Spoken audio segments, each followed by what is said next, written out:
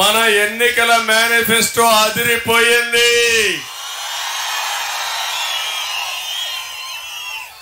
Psycho manifesto address లేకుండా కిందికి దిగిపోయింది. తమ్ముళ్ళు ఎప్పుడైనా సరే ఒక్క విషయం మీరు గుర్తుపెట్టుకోండి. ఒక నాయకుడు అంటే నేను సింహాన్ని పులిని అని చెప్పడం కాదు, మీకు సమర్థవంతమైన నాయకత్వాన్ని ఇచ్చి మీ పిల్లలకు ఉద్యోగాలు ఇచ్చేవాడు నాయకుడు గాని మీ పిల్లల్ని గంజాయి పరం చేసేవాడు నాయకుడా తమ్ముళ్ళు అని అడుగుతున్నా. ఎవరైనా వ్యవసాయాన్ని బాగా చేసేవాడు నాయకుడు గాని వ్యవసాయంలో పంటలు పండిస్తే గిట్టుబాటు ధరలేని ఇవ్వలేని దద్దమ్మ ఒక నాయకుడా ప్రజాపాలకుడా అని మిమ్మల్ని అడుగుతున్నా. మీరు ఒకే ఒక విషయం గుర్తుపెట్టుకోవాలి. ఇప్పుడే చెప్పాడు ప్రభాకర్, ఆయన మీదైతే 43 కేసులు పెట్టారు, నా మీద కేసులు పెట్టారు, నన్ను కూడా జైల్లో పెట్టారు. కానీ ఈ రోజు మేము పనిచేసేది మీకోసం పనిచేస్తున్నాం, మీ భవిష్యత్తు కోసం పనిచేస్తున్నాం. ఎన్ని ఇబ్బందులు పెట్టినా నిలదొక్కుంటాం, గట్టిగా వస్తాం, మీకు న్యాయం జరిగే వరకు మీకు అండగా ఉంటామని మరొకసారి తెలియజేస్తున్నా. ఇక్కడుండి కార్యకర్తలకు హామీ ఇస్తున్నా, కేసులకు భయపడద్దండి.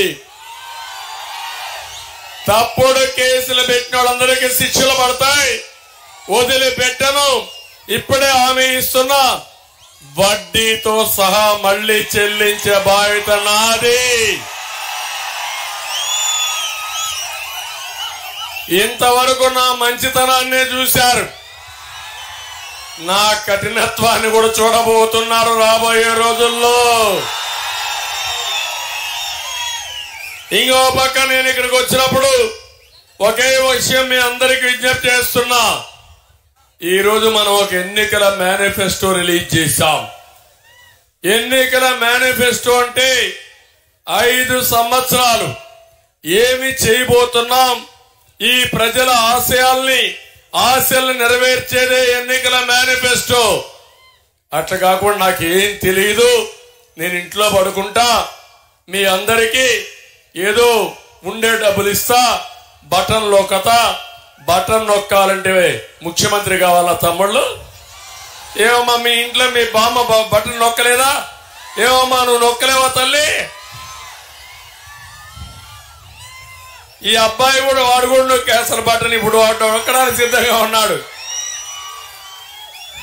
ఐఫోన్ ఇస్తే బటన్ నొక్కరా అంటే వాడు నొక్కేస్తాడు. అవునా కాదా అని అడుగుతున్నా.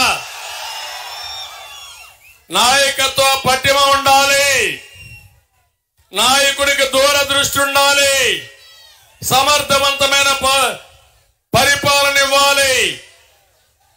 పోలీస్ యంత్రాంగాన్ని గాని అడ్మినిస్ట్రేషన్ నడిపించేవాడు నాయకుడు గాని, ఫలితాలు సాధించేవాడు నాయకుడు గాని మాటలు మాట్లాడేవాడు కాదు.